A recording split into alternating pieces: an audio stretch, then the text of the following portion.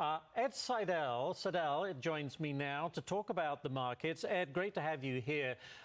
You believe, if I'm not wrong, that the fundamentals just not here right now. We have a weak economy. We have a struggling labor market. So as we look towards, we're now into the second half of the year, can we replicate what we did in the first half of the year?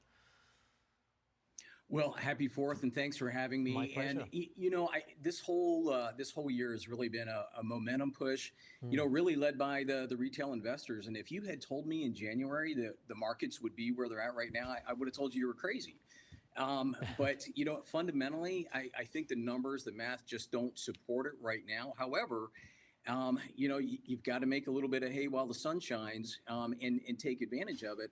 Although you've got to be very cautious. I think if the momentum keeps on, if the Feds only raise rates 2 more times, especially if they take a pause this July, I think we could finish up the year pretty strong. Is there still more room to run for the big tech names, or is that kind of come and gone, do you think, for the investor? I think there's a possibility, for sure. I think there's just so much economic news that's coming out. The recent Supreme Court decision on people having to repay or pay back their student loans starting in October.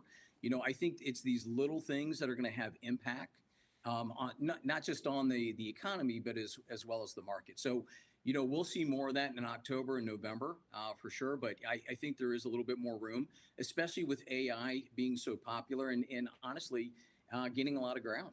All right, we'll have to leave it right there. But Ed, thank you so much for taking the time on this Monday to join the show. We do appreciate it. Thank you so much. All right, Lydia.